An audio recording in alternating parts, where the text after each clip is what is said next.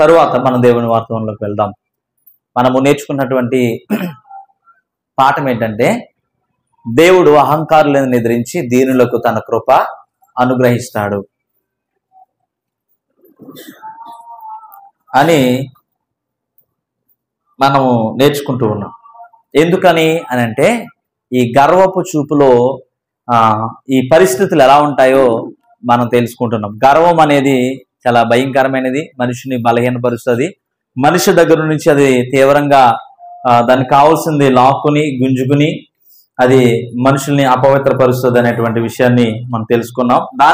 అదే కాకుండా దేవుని చిత్తాన్ని చేయనివ్వకుండా చేస్తుంది. అయితే దేవుని వాక్యం ఏం చెప్తుందంటే, దేవుడు అహంకారులను ఎదిరించి దీనులకు తన కృప అనుగ్రహించును అనేటువంటి విషయాన్ని నేర్చుకుంటున్నాం. ఈ అహంకారపు చూపు, ఈ గర్వపు చూపు అనేది మనల్ని చాలా బలహీనపరుస్తుంది. కృప అనేది మనల్ని లేవనెత్తుతుంది. కాబట్టి ఈ కృప గురించి నేర్చుకుంటూ ఉన్నాం, కృప గురించి తెలుసుకుంటూ ఉన్నాం. పోయిన వారం మనం నేర్చుకున్నటువంటిది ఏంటంటే, మనిషి ఎందుకు గర్విస్తాడు, ఎందుకని అతను పాపం చేస్తాడు? కావాలని చేస్తాడా, తెలిసి చేస్తాడా, లేకపోతే తను చేసేదంతా కూడా తనకి తెలియకుండా చేస్తాడా? ఏంటి ఆ కారణం, అసలు ఏమైంది అనే విషయాన్ని అంతటినీ మనం నేర్చుకున్నాం. మనకి తెలియకుండానే మనలో వేరొక నియమం ఉన్నదని, ఆ నియమము ఏం చేస్తుందంటే దేవుని యొక్క ధర్మశాస్త్రానికి వ్యతిరేకంగా పోరాడుతూ అది మనల్ని బంధించి చెరపట్టి లాక్కు వెళ్ళిపోతుంది అనే విషయాన్ని మనం నేర్చుకున్నాం. అయితే దేవుని యొక్క యేసుక్రీస్తు ప్రభు ద్వారా మనం పొందుకున్నటువంటి కృప గురించి తెలుసుకుంటున్నాం. ఏంటి ఆ కృప యొక్క విలువేంటో మనం తెలుసుకున్నటువంటి విధానాన్ని నేర్చుకుంటూ ఉన్నాం. ఏంటి అని అంటే, మనం పోయిన వారం నేర్చుకున్నాం కదా, రోమిలకు రాసిన పత్రికలో 8వ అధ్యాయాన్ని సరే మనం చూస్తే అక్కడ కొన్ని విషయాలు నేర్చుకుంటూ దేవుని కృప ఎలా ఉందో కొన్ని విషయాలు మనం తెలుసుకోవడానికి ప్రయత్నించేద్దాం. చూడండి, క్రీస్తు యేసునందు ఉన్న వారికి ఏ శిక్షయు విధేయలేదు అని అతను చెప్తూ ఉన్నారు. ఏంటి అని అంటే, క్రీస్తు యేసునందు జీవమునిచ్చు ఆత్మ యొక్క నియమము పాప మరణముల నియమము నుండి నన్ను విడిపించను. ఆయన చెప్తున్నాడు తన బాధని. నేను చేయాలనుకున్నది చేయలేకపోతున్నాను, చేయకూడని కీడినే ఎక్కువ చేస్తున్నాను, అది నేను కాదు, నా యందు నివసించు పాపమే అనే విషయం నాకు అర్థమయ్యింది అని చెప్తూ ఇప్పుడు చెప్తున్నాడు, యేసుక్రీస్తు నందు జీవమునిచ్చు ఆత్మ యొక్క నియమము పాప మరణముల నియమం నుండి నన్ను విడిపించను అమ్మయ్యా అని చెప్తూ, ఎట్లనగా ధర్మశాస్త్రము దేనిని చేయజాలకపోయిందో దానిని దేవుడు చేశాడు. ఏం చేశాడు? పాప పరిహారం నిమిత్తం దేవుడు తన సొంత కుమారుణ్ణి పాప శరీర ఆకారంతో ఈ లోకానికి పంపించి ఏం చేశాడంటే, ఆ పాపానికి యేసు ప్రభు యొక్క శరీరమందు శిక్ష విధించాడు. మనిషి చేస్తున్నటువంటి పాపానికి ఏం చేయాలి? దేవుడు శిక్షించాలి. ఏమండి, ఎవడైనా దొంగతనం చేస్తే ప్రభుత్వం ఏం చేస్తుంది? సత్కరిస్తుందా? మెడలేసి ఏం చేస్తుంది? శిక్షిస్తుంది కదా. హత్యలు చేసినా, నరహత్యలు చేసినా, తప్పులు చేసినా, దోపిడీలు చేసినా, ఏమి చేసినా ప్రభుత్వం ఏం చేస్తుందంటే చేసినటువంటి తప్పుకు తగినటువంటి శిక్ష భరించడానికి శిక్ష వేస్తుంది. ఆ శిక్ష యొక్క మూల్యం అంటే అతను చేసినటువంటి ఆ పాపము, ఆ తప్పు యొక్క పరిహారం ఏంటంటే, అతను జీవితాంతకాలము కారాగారంలో, జైల్లో 4 గోడల మధ్య అతను ఏం చేయాలంటే బందీగా ఉండి ఈ లోకము, ప్రపంచము, తన కుటుంబము, తన స్నేహితులతో సంబంధం లేకుండా ఎక్కడో ఒంటరిగా ఆ బ్రతుకును బ్రతకాలి. ఎందుకు ఆ శిక్ష విధించింది అంటే, వాడికి బుద్ధి వస్తుందని, వాడు మార్పు చెందుతాడని. అయితే రీసెంట్గా జరిగింది ఏంటో తెలుసా? ఒక వ్యక్తి జైలు నుంచి విడుదల వచ్చిన తర్వాత కోపంతో వాళ్ళ భార్యని భయంకరంగా పొడిచి చంపేశాడు.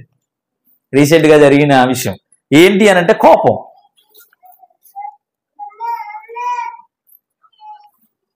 ప్రభుత్వం వారు తీసుకున్నటువంటి నిర్ణయం ఏంటంటే, తప్పు చేసినటువంటి వ్యక్తిని శిక్షిస్తే వాడు మరలా తప్పు చేయకుండా సరిచేయబడతాడు అనే ఉద్దేశంతో 5 సంవత్సరాలని, 7 సంవత్సరాలని, 14 సంవత్సరాలని, జీవిత ఖైదు అని, ఉరిశిక్ష అని, లేకపోతే అతని మీద జరిమానాలు వేయడం చేస్తూ ఉంటారు. మనిషి మార్పు చెందుతాడేమని. అయితే ఈ మనుషులు ఏం చేస్తున్నారంటే, ఆ జైల్లో మరింత పగ పెంచుకుంటున్నారు, మరింత కోపాన్ని పెంచుకుంటున్నారు, మరింత గర్వం కలిగి నేను బయటికి వెళ్ళిన తర్వాత నా కొడుకుల పని చెప్తాను.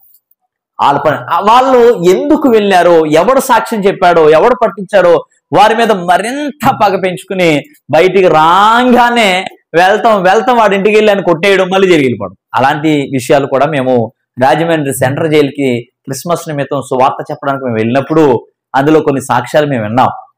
ఒక యవనస్తుడు నా దగ్గరకు వచ్చి, అన్న ప్రార్థన చేయండి అన్నాడు. ఏంట్రా నువ్వు చేసింది అంటే, ఆ వ్యక్తి ఒక అమ్మాయిని రేప్ చేశాడంట. ఆ వ్యక్తి వయసు ఎంత ఉంటుందంటే మేబీ 22, 23 ఆ సంవత్సరాలు కలిగిన పిల్లోడు ప్రార్థన చేయండి అన్న. ఎందుకు? ఆ వ్యక్తి ఎక్కడో చేస్తే ఇది మంచి జైలు, బలమైన జైలు అని చెప్పి తీసుకొచ్చి రాజమండ్రి సెంట్రల్ జైల్లో పడేశారు. మరొకడు వచ్చి, అన్న నేను మారు మనసు పొందాను, రిలీజ్ అయిన వెంటనే బాప్తిసం తీసుకుందాం అనుకున్నాను, ప్రార్థన చేయండి. నా మీద లేనిపోని తప్పుడు కేసులు పెట్టి నన్ను ఈ జైలుకి పంపించారు, తీర్పు వచ్చేంత వరకు నన్ను రిమాండ్ లో ఉంచారు. ఇలాంటి చాలా విషయాలు. కొంతమంది ఏడుస్తున్నారు, కొంతమంది చాలా గంభీరంగా చాలా దృఢంగా ఉన్నటువంటి ఆ మనుషులు ఏం చేస్తున్నారంటే ఒక చోట కూర్చున్నారు. వాళ్ళు మందిరంలోకి రాలేదు, వాళ్ళు దేవుని దగ్గర మా ప్రార్థనకు రాలేదు, కూర్చున్నారు. ఏంటి అని అంటే మరి కొన్ని రోజుల్లో అతనికి ఉరి తీస్తారంట, రాజస్థాన్ సంథింగ్ ఏదో ఏరియా నుంచి తీసుకొచ్చి ఇక్కడ పెట్టారని చెప్పారు.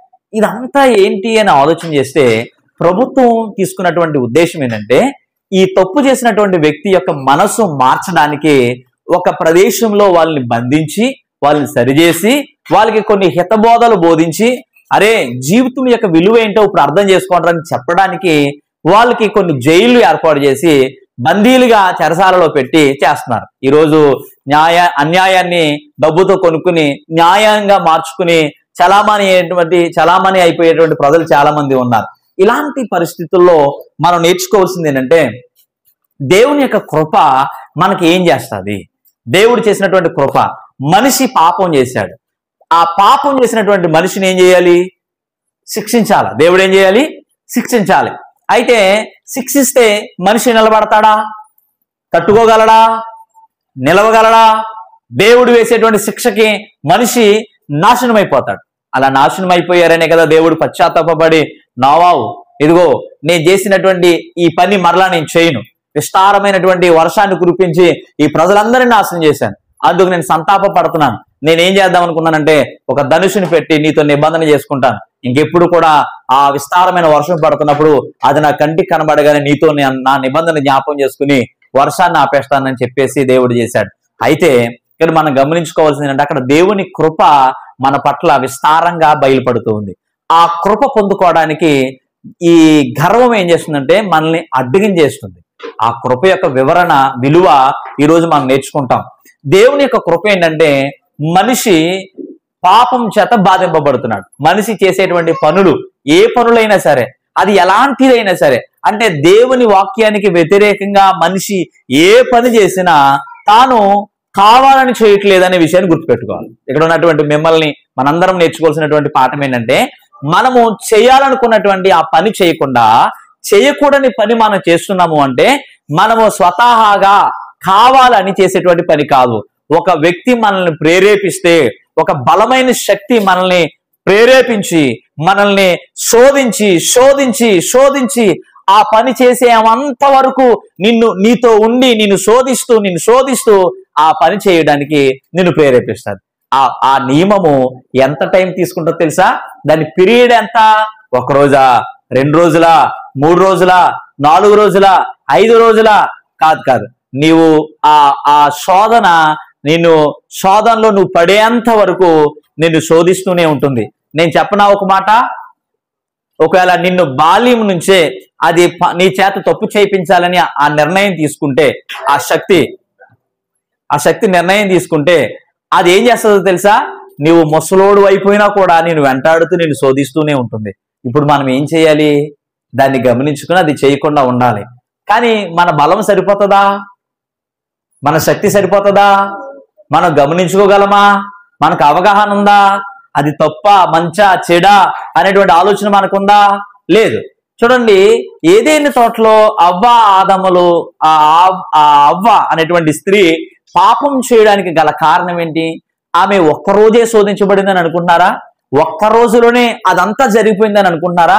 అంటే 3వ అధ్యాయం మనం చదవగానే వచ్చిన వెంబడి జరిగిన స్టోరీని వాళ్ళు చాలా చిన్న ఆ ఉదాంతాన్ని చిన్న కథ రూపంలో చాలా స్మాల్ వర్డ్స్ తో, తక్కువ పదాలతో ఆ సెంటెన్స్ దాన్ని కుదించుకుంటూ రాసుకుంటూ వచ్చేసారు. కానీ దాన్ని కనుక మనం ఆలోచన చేస్తే కొన్ని సంవత్సరాల పాటు, లేకపోతే కొన్ని నెలల పాటు, లేకపోతే కొన్ని రోజుల పాటు ఆమె శోధించబడింది.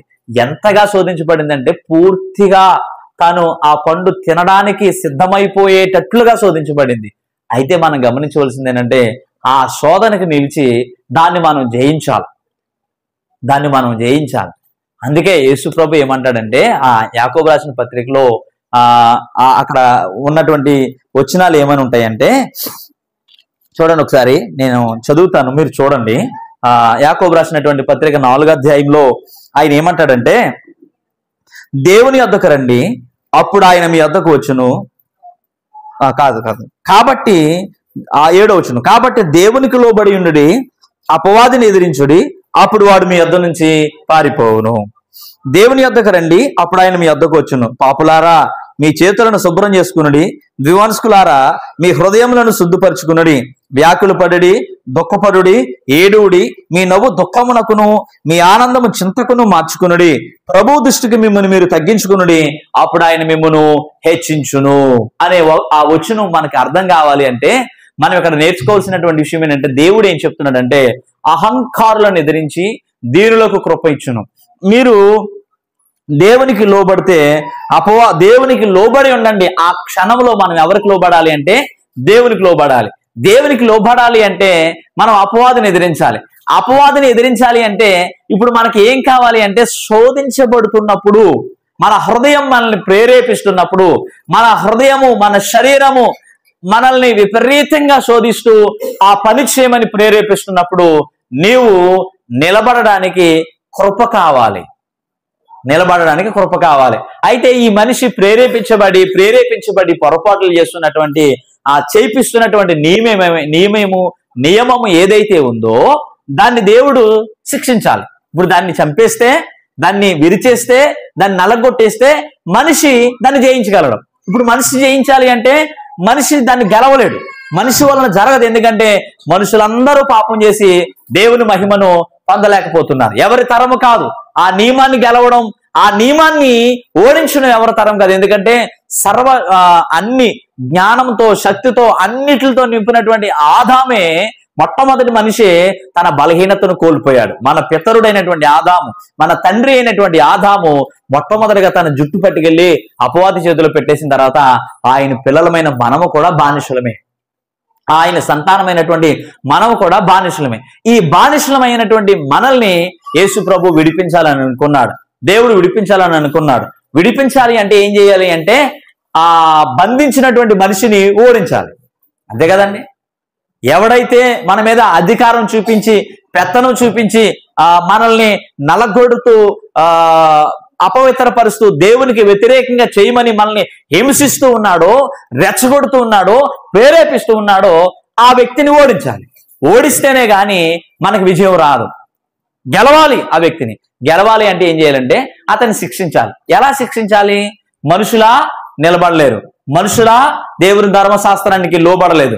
మనుషుల్ని అలా క్రమంలో పెట్టాలని దేవుడు ధర్మశాస్త్రాన్ని ఇచ్చి, ఇదిగో మీరు 7 దినాలు కష్టపడండి, 6 దినాలు కష్టపడండి, 7వ రోజున నా విశ్రాంతి దినంగా మీరు నా మందిరంలో కనబడని చెప్తే మనుషులు దాన్ని చేయజాలకపోయారు. ధర్మశాస్త్రాన్ని ఇచ్చాడు.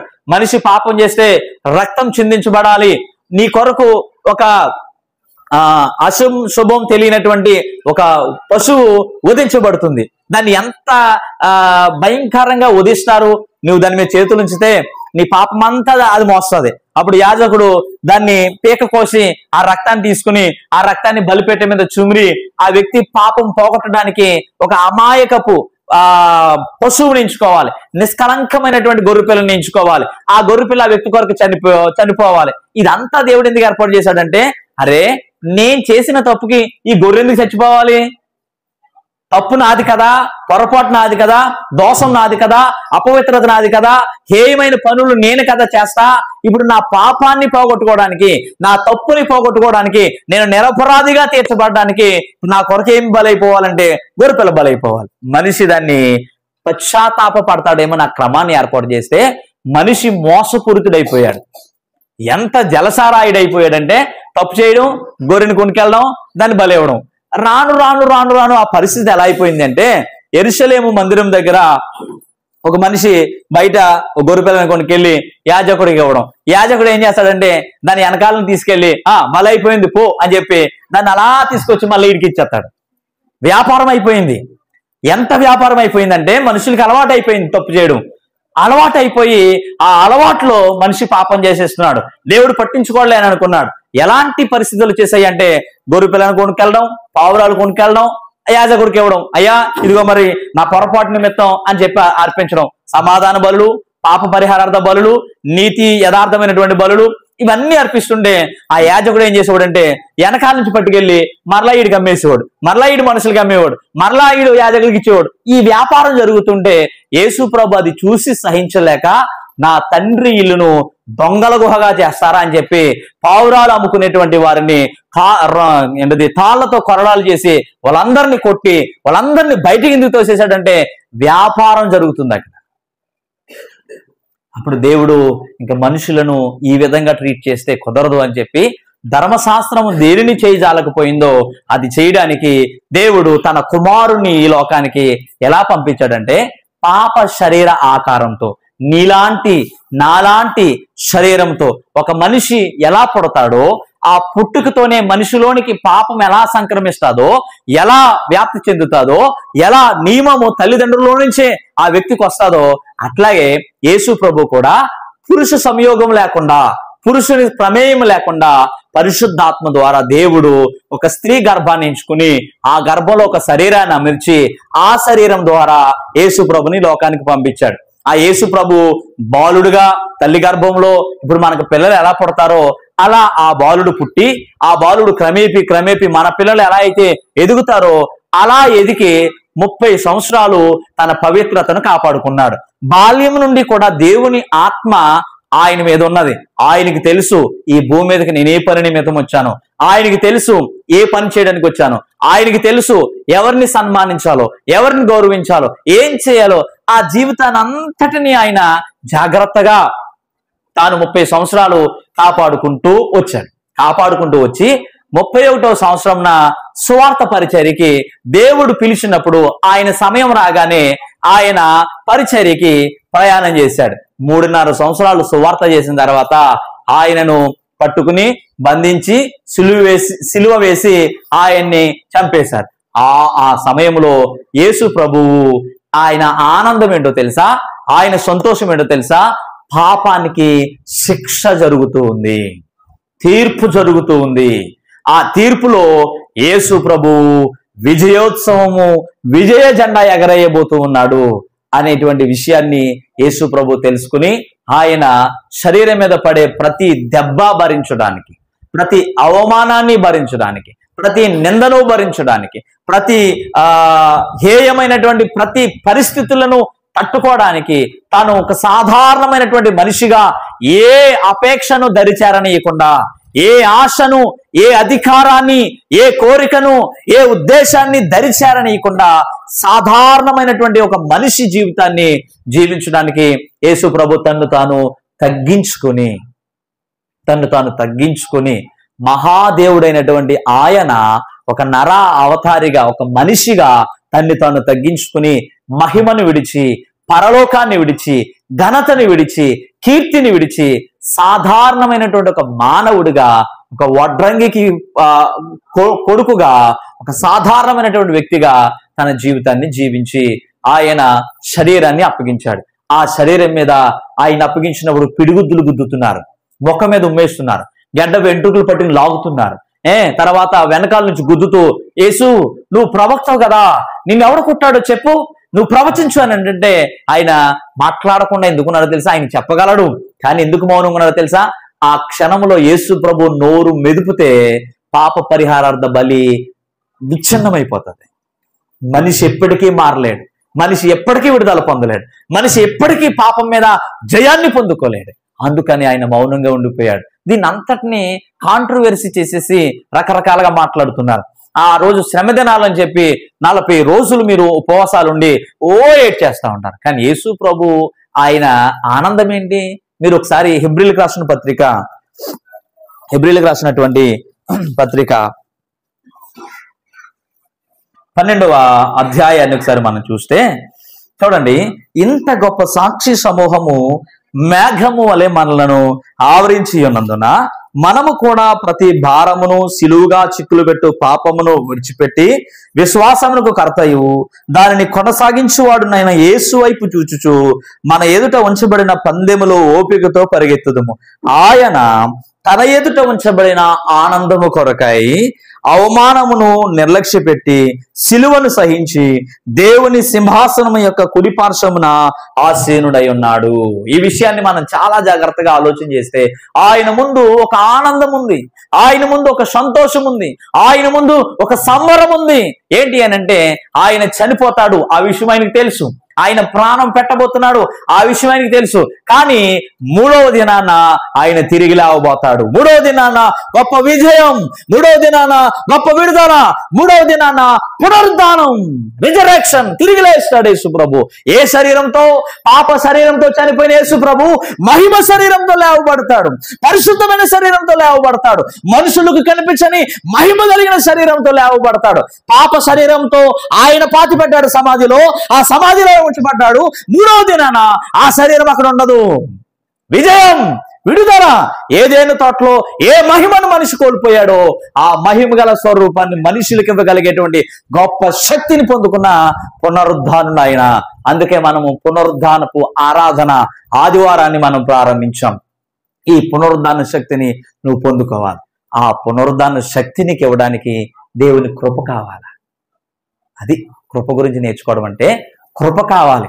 మనల్ని ప్రేరేపిస్తూ, ప్రోత్సహిస్తూ, పురుకొల్పుతూ, శోధిస్తూ నువ్వు చేయి అని నేను ఇబ్బంది పెడుతూ, నిద్ర పట్టనివ్వకుండా, ఆకలిస్తే అన్నం తిననీయకుండా అది నిన్ను ప్రేరేపించేటువంటి ప్రేరేపణ నీ అవయవాలన్నిటినీ బంధించేసి తప్పు చేసేంతవరకు నిద్రపోకుండా కాపలా కాస్తాడు. ఏ క్షణాన్ని దొరుకుతావు, ఎక్కడ దొరుకుతావు, కానీ దాన్ని మనం ఏమీ గమనించుకో, అవేమి మనకు అక్కర్లేదు, మన ఇష్టం, మన జీవితం. అలాంటి సమయంలో కృప ఏం చేస్తుందంటే నిన్ను మేలుకొల్పుతుంది, నిన్ను తడతాది, నీకు బోధిస్తుంది, నిన్ను నిలబెడుతుంది.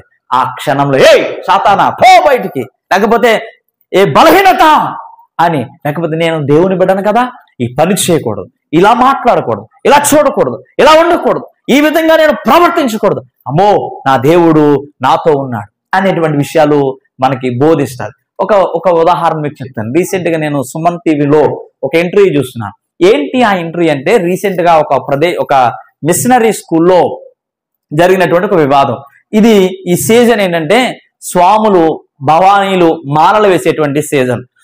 ఈ సీజన్ లో వాళ్ళు 40 రోజులు తను తాను దేవునికి సమర్పించుకుంటారు. జాగ్రత్తగా వినండి రే, తను తాను దేవునికి సమర్పించుకుంటారు. వాళ్ళు ఎంతగా సమర్పించుకుంటారంటే వాళ్ళకి ఇన్ని సంవత్సరాలని ఒక విధానం ఉంటుంది. అన్ని సంవత్సరాలు వాళ్ళు మాలేస్తారు. ఆ మఠంలో వృద్ధులు మొదలుకొని కన్యస్వాముల వరకు కూడా ఉంటారు. అంటే పెళ్లి కాని వాళ్ళని కన్యస్వాములు అంటారు. వాళ్ళు ఆ విధంగా ఆ మాలలు వేసినప్పుడు ఆ 40 రోజులు ఆ ఒంటి మీద ఉన్నటువంటి నల్ల బట్టల్ని, ఆ స్వామి యొక్క బట్టల్ని వాళ్ళు మేము స్వాములము అని ఎందుకని అంటారంటే, ఆ దేవుడే మాలో ఉన్నాడు, మేము కూడా ఆయనతో స్వాములం. ఈ 40 రోజుల దీక్ష అంతా దేనికనంటే చేసిన పాపం పోగొట్టుకోవడానికి, చేసిన తప్పులు కోల్పోవడానికి, ఆ యొక్క వారికి కలిగినటువంటి ఆ పరిస్థితులన్నిటి నుంచి విమోచింపబడి వాళ్ళు వైరాగ్యం పొందుకుని ఒక నూతన శక్తిని పొందుకుని దేవునిలో మేము ఇలా జీవించామని చెప్పుకోవడానికి, అంటే వాళ్ళు ఆ బలహీనమైన పాపాల నుంచి విడుదల పొందడానికి మాల, ఈ స్వామి యొక్క దీక్ష ఆ దీక్షలో ఆ మనుషుడు ఏమంటాడంటే స్వామి అని పిలుస్తాడు. ఎప్పుడైనా పేరు పిలిచాడా? ఎవరు పేరు పెట్టి పిలిచినా ఆదినారాయణ స్వామి, శ్రీనివాసరావు స్వామి, పెద్దరాజు భవాని, మాతా అంటాడు. ఆ మాల తీసేసిన తర్వాత మళ్ళీ ఏరా అది కామనే.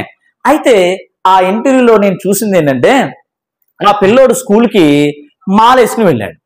అయితే వాళ్ళు ఏమంటారంటే, అబ్బే ఇలా కుదరదండి, ఎందుకంటే నువ్వు నిష్ఠలో ఉంటావు, దీక్షలో ఉంటావు, ఆ పాఠం చెప్పేటువంటి ఆ మేడంకి నెలసరి వచ్చింది అనుకో, మరి ఆమె పాఠం చెప్పదు, మరి ఇలా అయితే ఎలాగా, కాబట్టి స్కూల్ డ్రెస్ కంపల్సరీ, నువ్వు మాలేసుకుంటావు ఏదేసుకుంటావు మాకు అనవసరం, స్కూల్ డ్రెస్ తోనే రావాలి. కొన్ని నియమ నిబంధనలు ఉంటాయి స్కూల్కి, మన సంతకం పెట్టే ముందు అవి చూసుకోవాలి.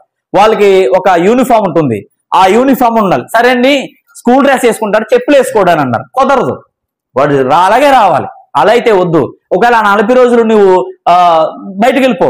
అయితే దాన్ని కాంట్రవర్సీ చేసి పెద్ద రభస చేసి రచ్చ చేశారు. అంటే ఈ అజ్ఞానంలో ఉన్నటువంటి మనుషులకి అది అర్థం కాదు. పిల్లలకి చదువు నైతిక విలువలు మానేసి విపరీతమైన మత సంబంధమైన ఆ భ్రష్ట స్వభావాన్ని పిల్లల మీద బాల్యంలోనే రుద్దేస్తున్నారు. వాడు ఆయన చెప్పినటువంటి మాట ఏంటంటే, సరే బాగుంది, అయితే బాబు నువ్వు తండ్రివి కదా, మరి మనం మానలో ఉన్నప్పుడు స్వామే మనలో ఉంటాడు కదా, మరి మనం ఎలా ఉండాలి?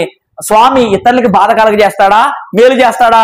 మరి ఇప్పుడు నీ కుర్రోడిని స్కూల్కి పంపడం వల్ల, మాలలో ఉంచడం వలన ఆ పిల్లోడు ఆ 30 మందికి పాఠం లేకుండా చేసేసాడు కదా, ఆ స్త్రీ ఆ టీచరు స్కూల్లోకి రాదు కదా, ఎంతమంది పాడైపోయారు అని బాగా చెప్పి బాగా మాట్లాడిన తర్వాత ఆయన ఏమన్నాడంటే, ఇప్పుడు నీ పిల్లోడికి మంచి నేర్పుతున్నావా చెడు నేర్పుతున్నావా అంటే ఆయన ఏమన్నాడంటే, సార్ మా స్కూల్లో హెడ్ మాస్టర్ ఉన్నారు, నువ్వు లేటుగా వచ్చినా పర్వాలేదని చెప్పేసి అంటారు సార్. ఈ 40 రోజులు మా ఓడు మడికట్టి శుభ్రంగా స్నానం చేసి భిక్షకెళ్ళి అక్కడ తినేసి అప్పుడు స్కూల్కి వస్తాడు, లేట్ అయినా పర్వాలేదు అని అంటాడు. బాగుందయ్యా, లేట్ అయినా పర్వాలేదని 7వ తరగతిలో వాడికి నేర్పావు, 10వ తరగతిలో కూడా వాడు లేటుగానే వెళ్తాడు, అప్పుడు నువ్వేం చేయగలుగుతావు?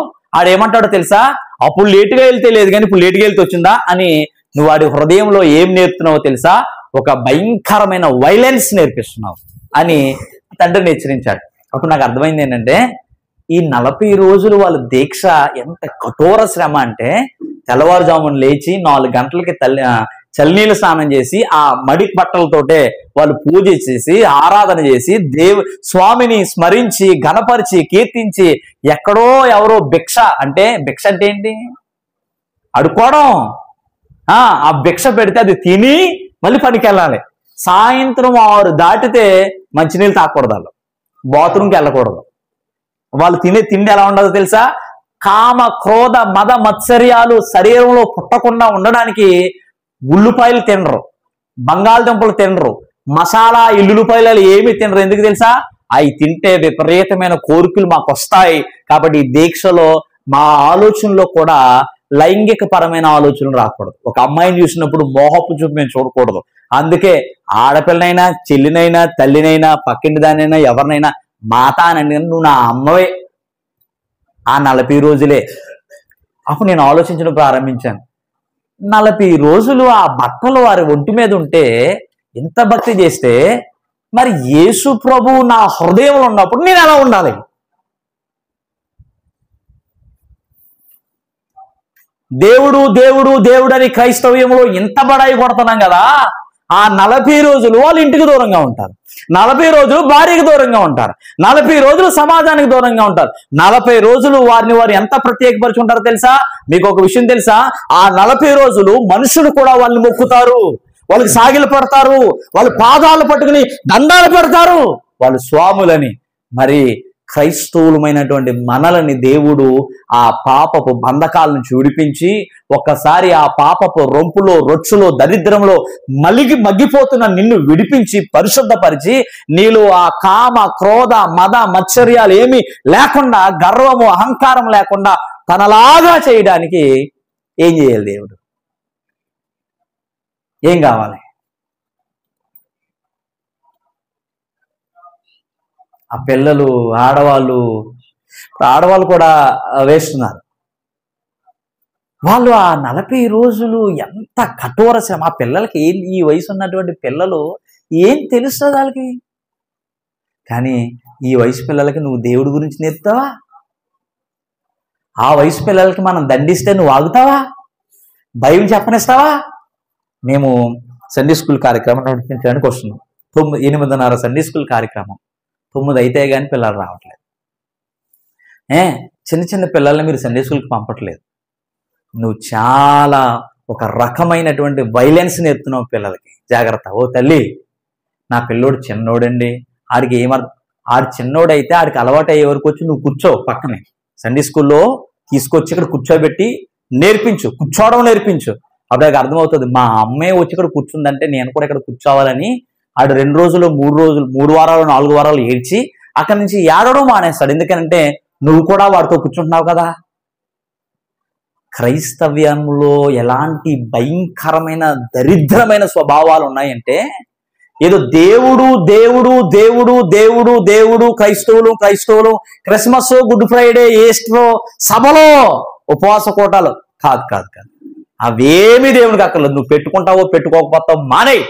కానీ నీ హృదయము దేవునికి ఆలయమైనప్పుడు నీ హృదయం ఎలా ఉండాలి, నీ ఉద్దేశాలు ఎలా ఉండాలి, నీ నిర్ణయాలు ఎలా ఉండాలి. చర్చిలో ఉన్నంతసేపు అంతసేపు భక్త, బయటికి వెళ్తేనేమో ఏంటది ముసుగు రాజకీయాలా, గర్వపు హృదయాలా, పనికి వాళ్ళ మాటలా, లోనంతా మత్సరమా, హృదయమంతా చెడుతనమా, ఇక్కడేమో ఏదో విన్నట్లుగా భక్తి చూపినట్లుగా నటన, బయటికి వెళ్ళిన తర్వాత నీ స్వభావాన్ని బయట పెట్టడమా, అది క్రీస్తు ఉండే హృదయమా లేకపోతే అపవాది ఉండే హృదయమా నీ జీవితం? ఎవరున్నారు నీ హృదయంలో? జాగ్రత్త ప్రియులారా. కృప దేవుని సన్నిధానంలో ఏం చేస్తుందో ఆలోచించుకోవాలి. చూడండి, ఆయన ఆ కృప ఎందుకు అనుగ్రహిస్తానన్నాడు? అహంకారులను ఎదిరించి. అహంకారంతో ఎవరైతే ఉన్నారో వాళ్ళందరూ కూడా అపవాది పిల్లలే. నాదే, నేనే గెలవాలి, నేనేదైనా చెయ్యాలి అని ఒక వర్గాన్ని తయారు చేసుకునేటువంటి ఆ మనుషులు, ఆ వర్గానికి నాయకుడు నాయకురాలైనా, ఆ వర్గానికి సహకరించేటువంటి మనుషులైనా కూడా వాళ్ళు అపవాది సంబంధులే, దేవుని పిల్లలు కాదు. అందుకే ఆ రోమిలికి రాసిన పత్రిక 8వ అధ్యాయం 5వ వచనానికి వస్తే, శరీరానుసారులు శరీర విషయాల మీద మనసుంచుతారు, ఆత్మానుసారులు ఆత్మ విషయాల మీద మనసుంచుతారు. ఇక్కడ మీరు ఆత్మీయులైతే ఆత్మీయ సంగతులను ఏరుకుని వాటిని దాచుకుని వాటిని నెమరేస్తారు.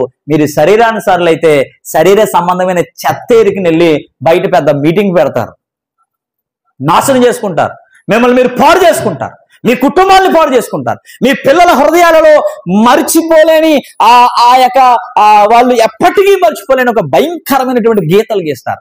పిల్లల యొక్క హృదయం ఎలాంటిదంటే, అప్పుడే సిమెంట్ చేసినటువంటి ఒక ప్రదేశం, సపటా తోమి చక్కగా చేసినటువంటి ప్రదేశం లాంటిది. ఆ ప్రదేశంలో గీతలు వేస్తే అది చెరపగలుగుతామా? కొన్ని ప్రదేశాల్లో అరుగుల మీద అష్టాచెమ్మ ఆట ఆడుకునేటువంటి బొమ్మలు గీస్తారు, డాడీ ఆట. అవి చెరుగుతాయా? మీ పిల్లల హృదయాలలో మీరు చెరగని ముద్రలు గీస్తున్నారు. జాగ్రత్త, అవి మీ తరం కాదు. పిల్లలకి నేర్పండి, భయాన్ని నేర్పండి, తెలివిని నేర్పండి, బుద్ధిని నేర్పండి, విధేయత నేర్పండి, మందిరం గురించి నేర్పండి, దేవుని సన్నిధి గురించి నేర్పండి. మీ పిల్లలు మీరు ఇక్కడ ఇంకా చాలా మంది ఉన్నారు, నేను వాళ్ళ పేర్లు ఎత్తాను, ఎందుకంటే మీరు ఏదో కాంట్రవర్సీ చేసుకోండి, ఏదైనా చేసుకోండి, నాకు అనవసరం. కానీ మీ పిల్లలు ఏరు ఇక్కడ? అరే మేము సండే స్కూల్ చెప్పడానికి నాకేంటి, నాకు అవసరత ఏంటి? 2 వారాలు గమనించాను, ఆ నడిపించి పిల్లలు వాళ్ళకి ఏం చెప్పట్లేదు. ఏమ్మా అంటే మేమేం ప్రిపేర్ అవ్వలేదండి. ఓకే, వాళ్ళ చిన్నపిల్లలు, వాళ్ళకి ఏం తెలియదు, అందుకని మేము బాధ్యత తీసుకున్నాం, పిల్లలు పాడవకూడదని తీసుకున్నాం. కనీసం ఇంగిత జ్ఞానం లేదా? మేము ఇక్కడికి రావాలి అంటే ఎన్ని గంటలు లేస్తే మేము ఇక్కడ వస్తున్నామో తెలుసా మీకు? మేము ఈ ప్రదేశానికి 8:30కి రావాలని మేము ప్రయత్నం చేస్తుంటే ఎన్ని గంటలకు లేస్తే మేము చక్కబడాలి, మా పిల్లల్ని చక్కబెట్టాలి, మా ఇంట్లో వాళ్ళకి టిఫిన్లు చేయాలి, వాళ్ళకి భోజనాలు ఉండాలి, అవన్నీ చేసుకుని మేము ఏమీ తినకుండా ఈ ప్రదేశానికి వచ్చి మేము సండే స్కూల్ ఎందుకు చెప్తున్నాం? కారణం ఏంటి? మాకేమైనా కొవ్వా, లేకపోతే మాకు ఏదైనా మోటిస్తారా? ప్రియులారా, భారం, బాధ్యత, భయం, ఒక్క పిల్లోడినైనా దేవుని కొరకు నిలబెట్టాలనే ఆశ, అది మా ఒక్కరి వల్ల ఏది కాదు. మీరు కూడా సహకరిస్తే, మీరు కూడా పాలు పంపులు పొందితే, మీరు కూడా మీ పిల్లల మీద అలాంటి బాధ్యత, భారము, బాధ, చింత మీకుంటే, మీరు మీ పిల్లల కొరకు ఏడుస్తూ, ఆ పిల్లోడు నేనుండనమ్మా అంటే నువ్వు వచ్చి కూర్చుని, ఆ చిన్న పిల్లవైపోయి నువ్వు కూడా ఆ పిల్లలాగానే కూర్చుని విని వెళ్తే ఆ పిల్లోడికి అర్థమవుతుంది, మా అమ్మ ఇప్పుడు వచ్చి కూర్చుంటుందంటే నేను కూడా ఇక్కడ ఉండాలి కదా అని అర్థమయ్యి తర్వాత నుంచి ఆడడం మానేస్తాడు. ఏం నేర్పుతున్నారు మీ పిల్లలకి? జాగ్రత్త. రేపు రుద్దిట మీరు మీ పిల్లలకి ఏది నేర్పుతారో అది మీ మీదే ప్రయోగం చేస్తారు. జాగ్రత్త, మీ మీదే ప్రయోగం చేస్తారు. మిమ్మల్నే వాళ్ళు ఏడిపిస్తారు, మీకు నిద్ర పట్టకుండా చేస్తారు, తిన్నది అరగకుండా చేస్తారు. కారణం ఏంటో తెలుసా? వాళ్ళు పెద్ద అయిన తర్వాత అప్పుడేం చేసావు, అప్పుడు చెప్పావా, అప్పుడు చేసావా, అప్పుడేం చేసావు అని నిన్ను వాళ్ళు ఇది చేస్తారు. చూడండి, బైబిల్లో కృప అంటే ఏంటంటే అర్హత లేని వారికి దేవుడు ఉచితంగా ఇచ్చే సహాయం. కృప అంటే ఏంటంటే అహంకారులను ఎదిరించి దీనులకు కృప అనుగ్రహించును అని అంటే, దేవుడు అంట అర్హత లేని, దేవుని కృప అంటే ఏంటంటే అర్హత లేని వారికి దేవుడు ఉచితంగా ఇచ్చేటువంటి ఒక గొప్ప సహాయం కృప. అంటే ఒక సహాయం. ఆ కృప నేను నిలబెడతాది, ఆ కృప నిన్ను ఆదరిస్తుంది, ఆ కృప నిన్ను ఆదుకుంటుంది, ఆ కృప యొక్క శక్తి నిన్ను ప్రోత్సహిస్తుంది. ఆ కృప ఇది కేవలం పాపానికి క్షమాపణకి మాత్రమే కాదు, పాపం చేయకుండా ఉండేందుకు శక్తినిచ్చేటువంటి ఒక గొప్ప బహుమానం. అందుకే చాలా మంది కృప కావాలి ప్రభువా. ఇందాక దాసుడు తన యజమానుడి తట్టు చేతి తట్టు కన్నులెత్తున్నట్లుగా, దాసురాలు తన యజమానురాలు చేతి తట్టు కన్నులెత్తున్నట్లుగా మన దేవుడైన యెహోవా తట్టు ఆయన కరుణించే వరకు మనం ఎదురు చూడాలి అని ఏంటంటే ఆయన కృప, ఆ కృప మనల్ని నిలబెడుతుంది, ఆ కృప నిన్ను దేవుని దగ్గర తీసుకొస్తుంది, ఆ కృప నీ పాపాన్ని ఒప్పిస్తుంది. ఆ కృప ఏం చేస్తుందో తెలుసా? నిన్ను విడిపించి విడుదల చేసి పాపంతో పోరాడి గెలిచి నిన్నుకు విజయాన్ని ఇస్తుంది. అది ఒక గొప్ప బహుమానం. కృప అనేది దేవుడు తమను ఇష్టపడి వారికి ఇచ్చే ఒక అద్భుతమైనటువంటి బహుమానం. కృప అనేది ఏంటంటే దేవుడు ఎవరైతే తమను ఇష్టపడతారు అంటే దేవుడు ఎవరిని ఇష్టపడితే వాళ్ళకి ఇస్తాడు. రెండవది, ఎవరైతే దేవుని ఇష్టపడతారో వాళ్ళకి ఇస్తాడు. కృప ఎంత గొప్ప కృప అంటే ఈ గ్రామంలో, చింతలమూరు గ్రామంలో ఎంతో మంది ఉన్నారు. వాళ్ళందరికీ లేని కృప నీకే ఎందుకు ఇచ్చాడు? నువ్వెందుకు తెలుసుకున్నావు దేవుణ్ణి? నువ్వెందుకు రక్షించబడ్డావు? మేము ఉదయం వస్తూ ఉంటే మా ఇంటి దగ్గర ఒక మందిరం, అది హిందూ టెంపుల్, అక్కడ చాలా మంది కుమ్ముకూడిపోయి వాళ్ళు ఎంతో భక్తి శ్రద్ధలతో ఆరాధన చేస్తూ దేవుని ఆరాధిస్తున్నారు.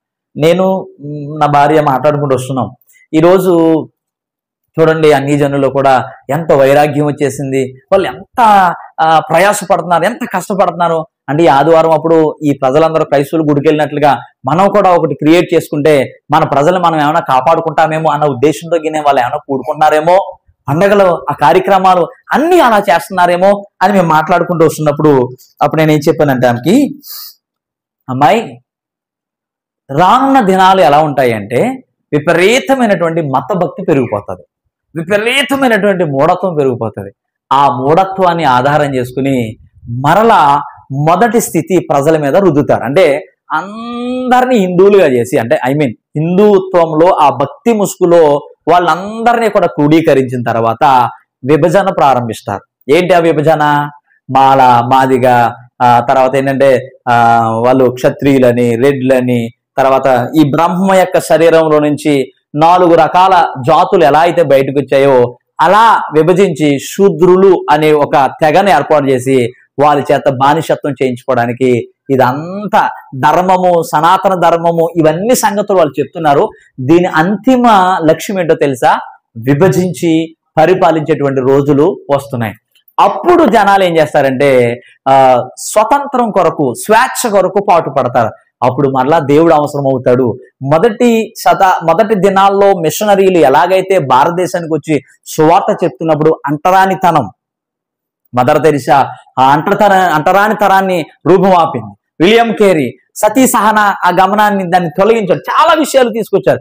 అలాంటి మిషనరీలు వచ్చినప్పుడు ఈ అంటరానితనంతో త్రోసివేయబడి, వెలివేయబడి, ముడ్డికి తాటాకు, మెడకి ముంత, చేతిలో ఇలాంటి చెప్పులు లేకుండా, వస్త్రాలు లేకుండా, ఇలాంటి పరిస్థితులు మరలా, అంటే అలాంటి రోజులు, అలాంటి స్థితి రాకపోయినా కానీ అలాంటి వివక్ష వస్తుంది. అప్పుడు మరలా ఈ క్రైస్తవ్యం అభివృద్ధి చెందడం ప్రారంభిస్తుంది. మొదటి వారు వెనక్కి వెళ్తారంటే ఇప్పుడు మనం దేవుణ్ణి నమ్ముకునే, దేవుడు స్తోత్రం హల్లెలూయా అన్నదా మనందరము హిందువులుగా మారుతాం. ఎందుకంటే క్రైస్తవ్యంలో లేని ఆచారం ఏదైనా ఉందా? ప్రతి దానిలో ఒక విగ్రహం లేకుండా నువ్వు ఆరాధన చేస్తున్నావా? ఈరోజు కొంతమందికి నిప్పులు వస్తున్నాయి, అవి లేవు, ఇవి లేవు, అవి చేయకూడదని అంటే బాధ వస్తుంది. అది ఎందుకు నీకు విగ్రహంగా మారింది? దేవుణ్ణి ఆరాధించేవారు ఆత్మతోనూ సత్యంతోనూ ఆరాధించాలని చెప్పినప్పుడు ఆ వస్తువు లేకపోతే నేను ఆరాధించిన నువ్వు ఎందుకు మాట్లాడుతున్నావు? నువ్వు విగ్రహారాధకురాలివి. ఆ వస్తువు లేకుండా, ఆ వ్యక్తి లేకుండా, ఆ సిస్టమ్ లేకుండా, డీజే లైటింగ్, దగదగ మెరిచేటువంటి ఆ లైటింగ్, ఆ పొగ, ఆ హడావిడి లేకుండా ఆరాధనే లేదు అంటున్నావంటే నువ్వు విగ్రహారాధకుడు. ఆ గుడికెళ్ళి వాళ్ళ దండం పెట్టుకుని స్తోత్రం ఆ దేవుణ్ణి, అది కాదు విగ్రహారాధన. దేవుని దృష్టిలో దేవుణ్ణి ఆరాధించేవారు ఆత్మతో సత్యముతో ఆరాధించాలన్నప్పుడు వాక్యం ఏం చెప్తుంది? దేవుణ్ణి ఎలా ఆరాధించాలో నిజాన్ని తెలుసుకుని అలా ఆరాధించడం ఆరాధన.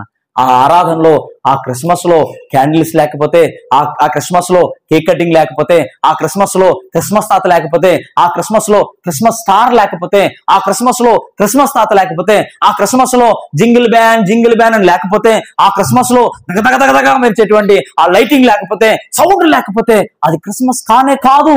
ఏంటి మార్చేశారు, అయ్యో అయ్యో ఏంటి? నువ్వు ఒక విగ్రహారాధకురాలివి, నువ్వు ఒక విగ్రహారాధకుడివి, నువ్వు దేవుణ్ణి ఆరాధించే మనిషివి కాదు. ఆ రోజు యెహోవాకు ఆరాధన చేద్దాం రండి అని అరణ్యములో గంతులేసినట్లుగా ఒక దూడను ముందు పెట్టుకుని యెహోవా స్తోత్రం, యెహోవా స్తోత్రం, యెహోవా అని అన్నట్లుగా క్రిస్మస్ ఆరాధన తయారయ్యాయి. మార్పు చెందాలి ప్రజలు. కృపేంటో తెలుసుకోవాలి. చెయ్యి, నిన్నెవ్వడూ ఆపడం. నీకు విగ్రహాలు కావాలా, క్యాండిల్సే కావాలా, దగదగ మెరిసే లైట్లే కావాలి, పొగే కావాలా, వేసుకో. కానీ అంతిమ తీర్పు ఏంటో తెలుసా? నరకం. దాన్ని తప్పించడానికే కదా నిన్ను రక్షించి కాపాడి తీసుకొచ్చి ఈ ప్రదేశంలో కూర్చోబెట్టి లక్షల పోసి ఈ మందిరం కట్టుకుని. ఎందుకు ఇదంతా? ఇంత బతికి ఇంటి వెనకాల సచ్చాడంట ఆడెవడని. ఇంత బతికాడంట. దొడ్డనకాల పశువులు పేడేసుకునే ఆ స్థానంలో ఎవడైనా వెళ్తాడా అనుకుంటాడా? మా యజమానుడు వెనకాల దొడ్ల దగ్గర ఆ పేడ పెంకలో చచ్చిపోయాడని ఎవడైనా అనుకుంటాడా? నెతికెత్తాడు. ఎక్కడ? హాస్పిటల్లో నెతికెత్తాడు. ఆఖరికి ఎవడో కూలుడు కూడా అయ్యగారు ఇక్కడ ఉన్నారా? ఇంత భక్తి చేసి నువ్వు ఎక్కడికి వెళ్తావు తెలుసా? మొదటివారు కడపటివారు, కడపటివారు మొదటివారు. వాళ్ళు నీ ముందు స్థానంలో నిలబడతారు. ఎవరో తెలుసా? ఇప్పుడు మేము హిందువులు, సనాతన ధర్మం, లేకపోతే ఇంకోటి అని ఆ వైరాగ్యాన్ని చూపిస్తూ వాళ్ళు హిందుత్వం కొరకు పోరాట పడుతూ మందిరాల్ని కూల్చేస్తూ సేవకుల్ని చంపేస్తూ భయంకరమైనటువంటి మతపరమైన చట్టాలను తీసుకొచ్చి ఇది చేస్తున్నటువంటి మనుషులు యేసు ప్రభువుని అంగీకరించి రక్షించబడి మొదటి ఆరాధన చేయడం ప్రారంభిస్తారు. ఎప్పుడో వాళ్ళకంటే ముందు రక్షించబడిన నీవు ఒక విగ్రహారాధకురాలు అయి వెనక్కి వెళ్ళి సైతానికి ఆరాధన చేసేటువంటి భక్తి నువ్వు చేసి నరకానికి పోతావు. అందుకే యేసుప్రభు ఏమన్నాడంటే, మొదటివారు కడపటివారు కాకుండా చూసుకోండి. మొదటివారు కడపటివారుగా కాకుండా చూసుకోండి. మొదటివారు కడపటివారు, కడపటివారు మొదటివారు. ఇప్పుడు వాళ్ళు ఎక్కడో కడపటిన ఉన్నారు, చివరన ఉన్నారు, దేవునికి దూరంగా ఉన్నారు, యేసుని హింసిస్తున్నారు, ఎగతాళి చేస్తున్నారు. మరియమ్మ వ్యభిచారం చేస్తే పుట్టిందని చెప్తున్నారు, పుట్టాడని చెప్తున్నారు. యేసు ప్రభు పుట్టినరోజు చెప్పండి అని చెప్తున్నారు, అవమానపరుస్తున్నారు, హేళన చేస్తున్నారు. క్రైస్తవ్యం ఒక మాఫియా, ఒక డ్రగ్స్ లాంటిది, ఒక భయంకరం లాంటిది. ఈ క్రైస్తవులు భారతదేశంలో ఉండకూడదు, ఒక పాస్టర్ అయినా ఉండకూడదు అనేటువంటి భయంకరమైన ఆరోపణలు చేస్తూ మనుషులను రెచ్చగొడుతూ ఎక్కడైనా మందిరాలు ఉంటే కూల్చేయండి, కొట్టేయండి, పత్రికలు పట్టుకొస్తే మీరు క్వశ్చన్ చేయండి, మీరు డబ్బులు ఇవ్వకండి, అన్ని రకరకాల బోధలు వాళ్ళకి ప్రోత్సహిస్తూ చేస్తున్నటువంటి ఆ మనుషులకి ఒకరోజు దేవుడు అవసరం అవుతుంది. ఎందుకు తెలుసా? అక్కడ స్వేచ్ఛ ఉండదు. వాళ్ళు ఇప్పుడు మత వైరాగ్యంతో ఉండొచ్చేమో కానీ దాని అంతిమ యొక్క లక్ష్యం ఏంటో తెలుసా? విభజించి పరిపాలించి. ఎందుకంటే మనుషులందరూ వాళ్ళ చేతులకు వెళ్ళిన తర్వాత, వాళ్ళు బందీలు అయిపోయిన తర్వాత వాళ్ళ ప్రభుత్వమే నడుస్తుంది, వాళ్ళ అధికారమే నడుస్తుంది. ఆ మత వైరాగ్యంలో మనం ఇంతేరా. మన పితరులు మనకి ఏం నేర్పారంటే, మలికిపురం సెంటర్లో భూమి కొనాలి అని ఆశ అనుకుంటే, నాయనా అంతవరకు వెళ్ళొద్దురా, నీకు దండం పెడతా. మీకు జీవితంలో జరిగాయి అలాంటి? మీరు ఎప్పుడైనా ఆశపడ్డారా? నాయనా తక్కువ రేటుకు వస్తుంది, సెంటర్లో కొందామంటే, బాబా నీకు దండం పెడతాను రా. ఎందుకని చేశారు? మనం అక్కడ బతకలేమురా, ఆ పెద్దోళ్ళరా, వాళ్ళ నాయకులరా, వాళ్ళ భయం ఏంటంటే మమ్మల్ని చిన్నకుట్టేశారు, మమ్మల్ని పిండేశారు, నడ్డి విరిచేశారు, మాకు ఆ చాలని కూలి చాలని ధాన్యం ఇచ్చారు. నీ పరిస్థితి ఏంటంటే నువ్వు చచ్చిపోకూడదని భయంతో నీ పితరులు అక్కడికి ఎందుకు వెళ్ళనవలేదో తెలుసా? తక్కువ రేట్లోనైనా సరే ఒక క్రైస్తవుడు ఎందుకు భూమి కొనలేకపోయాడు? అక్కడ ఆ సెంటర్లో ఎందుకు స్థలాలు లేవు? మనకి ఉన్న స్థలాలు ఎందుకు అమ్మేసుకున్నాం? మనం బతకలేము, సమాజంలో ఉండలేము. ఒక మూలకి వెళ్ళిపోతే అక్కడే మన బతుకు, అక్కడే గుడారం, అక్కడే దరిద్రం, అక్కడే హరిజనపేట, అక్కడే మాలపేట. ఎందుకు చివరికి వెళ్ళిపోయాయి? ఊరికి చివరి ఎందుకు ఏడేశారు నిన్ను? ఊరికి మొదటి పెద్దలు ఎందుకున్నారు? ఊరికి చివర దరిద్రులు ఎందుకున్నారు? విభజించి పరిపాలించేటువంటి రోజులు రాబోతున్నాయి. అప్పుడు వాళ్ళకి స్వేచ్ఛ కావాలి. దేవుడు విమోచిస్తాడు, విడుదల చేస్తాడు, సమృద్ధినిస్తాడు, ఆదరిస్తాడు, ఆదుకుంటాడు, కాపాడుతాడు. అనేక మంది ద్వారా మనకి సహాయం చేపించి లేవనెత్తుతాడు. కాబట్టి వాళ్ళు మళ్ళీ ప్రభువా మమ్మల్ని క్షమించు అంటారు. నీ గర్వం ఏంటో తెలుసా? మా తాత క్రైస్తవుడు, మా అమ్మ క్రైస్తవుడు, మేము క్రైస్తవులం అని విగ్రహారాధన చేసే ఒక విగ్రహారాధికుడు నువ్వు, ఒక విగ్రహారాధికురాలు నువ్వు. నీ కార్యక్రమాలు విగ్రహారాధన సంబంధమైనవే. దేవుడు అది కోరుకోలేదు, దేవుడు అది ఆశించలేదు. ఆత్మతోనూ సత్యముతోనూ ఆరాధించడానికి కూడా కృప కావాలా.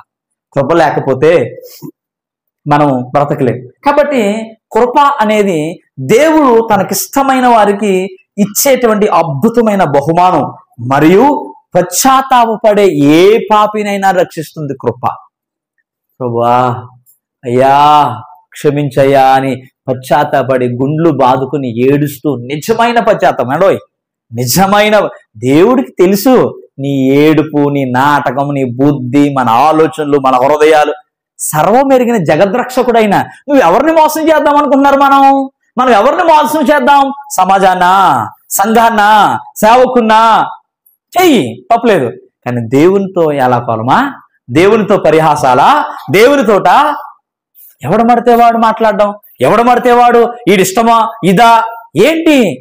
సేవా పరిచర్య అంటే ఏదో మేము గుడి కట్టుకున్నాం, ఇది మాది, నీదైతే నువ్వు ఉంచుకోవయ్యా, నీదైతే నువ్వు తీసుకో, నీదైతే నువ్వు ఏదైనా చేసుకో. కానీ ఇది దేవుని పరిచర్య, వాక్య పరిచర్య, దేవుని పరిచర్య, దేవుని కొరకు చేసే కార్యక్రమం దేవునిదే. అది దేవునికి అనుకూలంగా ఉండాలి. ఎవరు నువ్వు మాట్లాడడానికి? ఎవరు నువ్వు? కాబట్టి ఇట్లా దైవికంగా మనం ఆలోచన చేస్తే పశ్చాత్తాపపడే మనిషికి కృప సహాయం చేస్తుంది. అర్హత లేని బహుమానం కృప అంటే. కృప అంటే అర్హులము కాకపోయినా దేవుడు ఉచితంగా ఇచ్చేటువంటి ఒక గొప్ప బహుమానం. చూడండి, ఒక యజమాని అనుకోకుండా మనకి జీతం ఎక్కువ ఇచ్చాడు అనుకోండి, దాన్ని ఏమనాలి? మన జీతం 50 రూపాయలు, ఆయన దయ చూపు, జాలి చూపు 200 ఇచ్చాడు అనుకోండి, దాన్ని ఏమంటాం? కృప. అలాగే దేవుడు మనల్ని, ఎక్కడో ఉన్న మనల్ని ప్రేమించి మొదటి సువార్త మనకు వినిపింపజేశాడు. అనగారిపోయి అట్టడుగు ప్రాంతాల్లో మూల ప్రదేశాలకు వెళ్ళిపోతే మొట్టమొదటగా ఈ చెప్పులు కుట్టేటువంటి జాతి ఎందుకు రక్షించబడిందో తెలుసా? ఆ ప్రదేశం నుంచి సువార్త చెప్పడానికి వచ్చినటువంటి ఆ మిషనరీ చెప్పులు కుట్టేవాడు. ఎప్పుడైతే ఆయన చెప్పులు కుట్టేవాడు అయ్యాడో, ఆ చెప్పులు కుట్టే వాళ్ళు అందరూ రక్షించబడిపోయారు. ఎందుకని? ఒరే మనోడేరా, మన మనిషారా, వాళ్ళ పశువు చెప్పులు, రాజుగారికి చెప్పులు కుట్టేవాళ్ళ, వీడి చెప్పులు లేకుండా తిరగాల. వీడి చెప్పులు వేసుకుంటే మైలు, రాజుగారు పెద్దోళ్ళు చెప్పులు వేసుకుంటే మైలు కాదు. ఇలాంటి ఆ వివక్షలో వాళ్ళు వచ్చి మనకు బూట్లు ఇచ్చారు, మనకి హాస్టల్ సంపాదించుకునే అవకాశం ఇచ్చారు, తెలివి నేర్పారు, జ్ఞానం నేర్పారు, వివేకం నేర్పారు, చదువు రాదు చదువు నేర్పారు, అన్నీ నేర్పారు. వాళ్ళు ఎవరు? ఇట్ ఈస్ నాట్ బ్రిటిషర్స్ కాదు, వాళ్ళు మిషనరీలు, దేవుని కొరకు సమర్పించుకున్నటువంటి మిషనరీలు. వీళ్ళు ఏమంటారంటే, బ్రిటిష్ వాళ్ళు వచ్చి భారతదేశాన్ని నాశనం చేశారు. వాడు దోసుకెళ్ళాడు, కరెక్టే, వాడు దొంగే. కానీ బ్రిటిష్ వాళ్ళు కాదు దేవుణ్ణి మనకు పరిచయం చేస్తా, మిషనరీలు దేవుణ్ణి మనకు పరిచయం చేశారు. వాళ్ళు బ్రిటిషర్స్ కాదు, దేవుని కొరకు సమర్పించుకున్న వాళ్ళు. ఇంగ్లీష్ వాళ్ళే, అక్కడోళ్ళు అయి ఉండొచ్చు, కానీ దేవుని కొరకు సమర్పించుకున్నటువంటి మనుషులు. బ్రిటిష్ వాళ్ళు వచ్చి దోచుకెళ్ళారు, కానీ వాళ్ళు వచ్చి మనకి నేర్పించారు డబ్బులు ఎలా దాచుకోవాలి, న్యూస్ పేపర్ ఏంటి, ఆడపిల్లలు బైబిల్ కాలేజీకి వెళ్ళాలి, చదువుకోవాలి. వాళ్ళు భారతదేశంలో స్త్రీ ఎంత హీనంగా చూడబడేదో తెలుసా? ఎంత మీరు అడగండి, ఇతర వర్గాల దగ్గరికి వెళ్ళి వాళ్ళని అడగండి, మీకు చెప్తారు. ఆ ఇతర వర్గాల్లో ఆ స్త్రీ ఎంత దరిద్రంగా చూడబడుతుందో మీరు అడగండి అండి. అంటే నేను వాళ్ళని తప్పు పట్టట్లేదు, వాళ్ళు అలా చూస్తారు. ఎందుకంటే స్త్రీ అనేది ఒక ఆట బొమ్మ, అది మన దగ్గర పడుకోవాలి, మనకు సేవ చేయాలి, మనకి పరిచర్య చేయాలి, మనకి పిల్లల్ని కనాలి, అంతవరకే. అది చదువుకోకూడదు, నోరెత్తకూడదు, అధికారం చేయకూడదు, పెత్తనం చేయకూడదు అనేటువంటి ఆ పరిస్థితులన్నీ అణిచివేయబడినటువంటి ఆ కాలాల్లో వాళ్ళు స్వేచ్ఛనిచ్చారు, చదువు నేర్పారు, విద్య నేర్పారు, జ్ఞానం నేర్పారు, తెలివి నేర్పారు, ఆలోచించడం నేర్పారు. అలా మనకి ఆ స్థితినిచ్చారు. కాబట్టి నేను ఇక్కడ ఆపుతున్నాను. ఈ ప్రసంగం త్వరగా ముగిసేలా లేదు, మనకి ఇక్కడ ఆపుతున్నాను. దేవుడు ఈ మాటలు మన వెనుకల్లో ఫలింపచేయను గాక. ఆమేన్. ఈ సమయం కానుకల సమయం. కానుకలు వేసేసిన తర్వాత ప్రకటనలు అయిపోయిన తర్వాత కౌంట్లు వేయిందాం.